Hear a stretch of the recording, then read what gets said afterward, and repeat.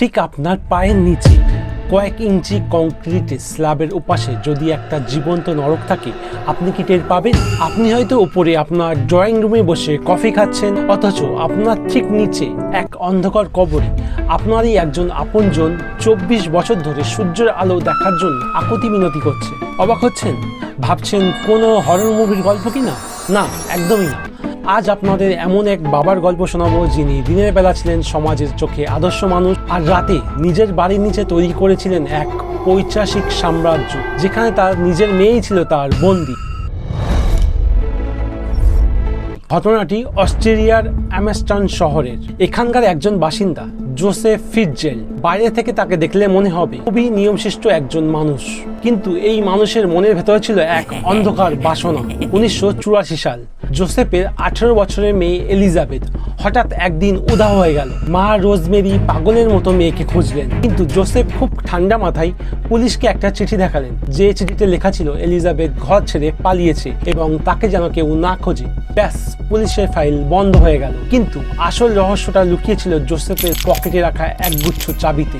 18 বছরের সেই চঞ্চল মেয়েটিকে জোসেফ নেশাগ্রস্ত করে নিজের বাড়িতে বেসমেন্টে বন্দি করে রেখেছিলেন। শুরু হলো আধুনিক ইতিহাসের সবচেয়ে দীর্ঘতম এবং বীভৎস বন্দিদশা।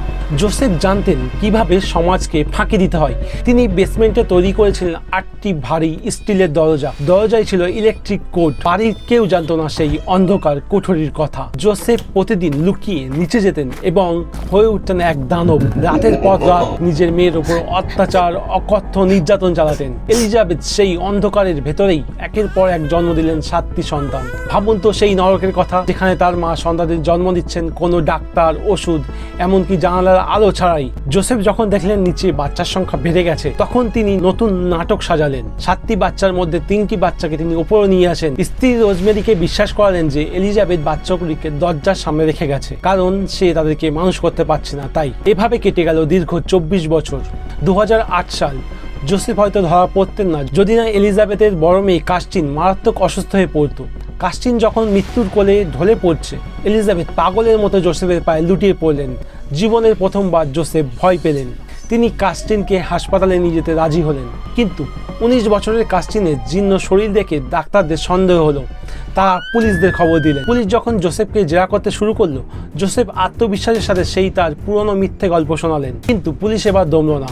তারা এলিজাবেথকে খুঁজে বের করলো। দীর্ঘ 2 যুগ পর সূর্যের আলোয় এলেন এলিজাবেথ। তার ফ্যাকাশে সাদা চামড়া আর আতঙ্কিত চোখ দেখে গোটা বিশ্ব শিউরে উঠলেন। পুলিশের কাছে এলিজাবেথ শুধু একটি শর্ত দিলেন, আমি সব বলবো, শুধু কথা দিন আমি যেন কোনোদিন আমার বাবার মুখ না দেখি। এলিজাবেথের কথাগুলো শুনে পুলিশের চোখেও জল চলে এলো। তারপর জোসেফ ফিটজেরাল্ডকে যাবজ্জীবন কারাদণ্ড দেওয়া হয়। আজ এলিজাবেথ আর তার সন্তানেরা নতুন এক পরিচয়, এক গোপন গ্রামে বসবাস করছেন।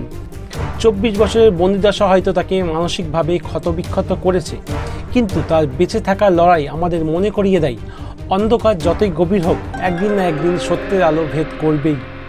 আমাদের চারপাশে কি এমন কোনো অন্ধকার লুকিয়ে নেই? আপনার কি মনে হয়? কমেন্টে অবশ্যই জানান।